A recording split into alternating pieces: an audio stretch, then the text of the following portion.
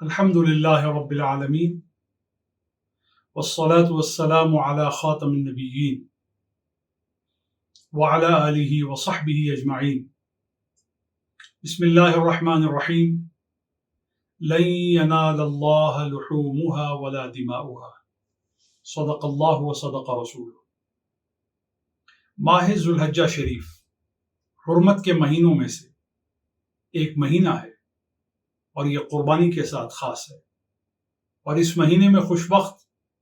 حج کے لیے مشاعر میں پہنچتے ہیں اور منا، عرفہ، مزدلفہ میں وہ برکتیں، وہ سعادتیں اور مناسک کی بجا آوری سے اپنے گناہوں کو ختم کر کے مالک کو راضی کرتے ہیں،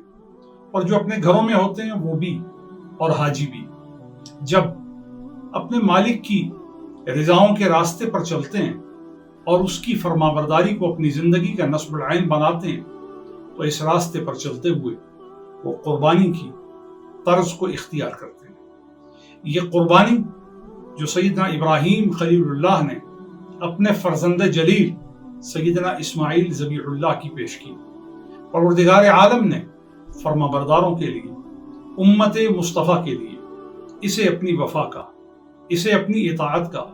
اسے اپنی ذات کے ساتھ، اپنے دین کے ساتھ، اپنے حکموں کے ساتھ وابستگی کا ایک ایسا عملی مظاہرہ بنا دیا ہے کہ ہر سعادت مند جب نصاب کے مال کا مالک ہو جائے تو مالک نصاب پر اگرچہ اس کے لیے حولان حول کی شرط نہیں ہے، اس پہ قربانی واجب ہے۔ اور قربانی اللہ کی رضا، اللہ کی محبت، اللہ کی فرمانبرداری اور اللہ کے تقرب اور نبی کریم صلی اللہ علیہ وآلہ وسلم کی محبت اور آپ کی کامل اتباع کے لیے بجا لائی جاتی ہے۔ اور جو شخص قربانی دیتا ہے،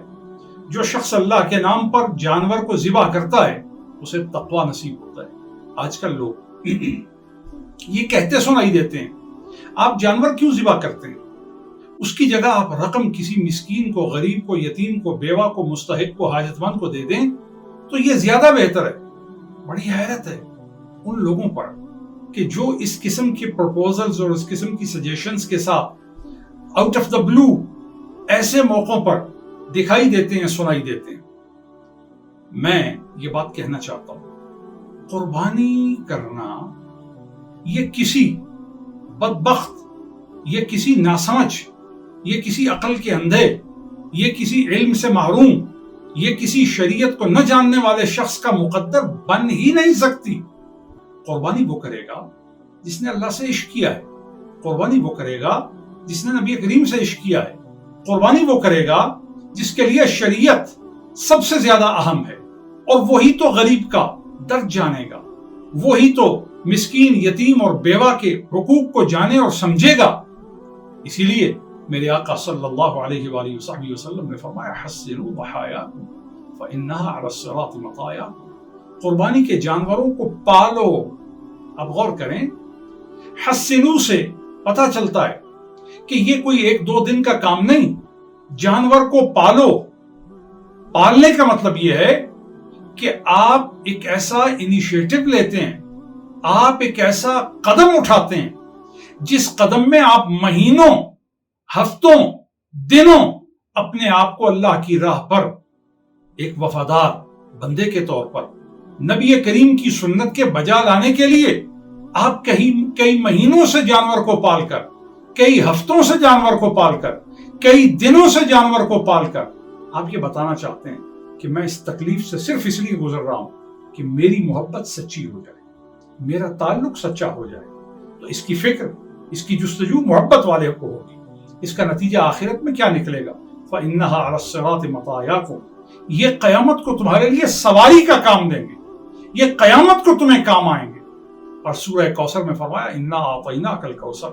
فَصَلِّ لِرَبِّكَ وَانْحَرْ، ہم نے آپ کو کوثر عطا کی، آپ نماز گزاریے اور اپنے رب کی خوشنودی کے لیے اور اس کی رضا طلبی کے لیے قربانی کیجیے۔ پتہ یہ چلا کہ نماز اور قربانی ان دونوں کا چولی دامن کا تعلق ہے۔ جو نماز پڑھے گا اس کے دل میں قربانی کا جذبہ ہمیشہ تابندہ ہوگا، ہمیشہ اس کو فرحتناک بنائے گا۔ اللہ تعالیٰ ہمیں غریبوں سے محبت کرتے ہوئے اور غریب کی ضرورتوں کا احساس کرتے ہوئے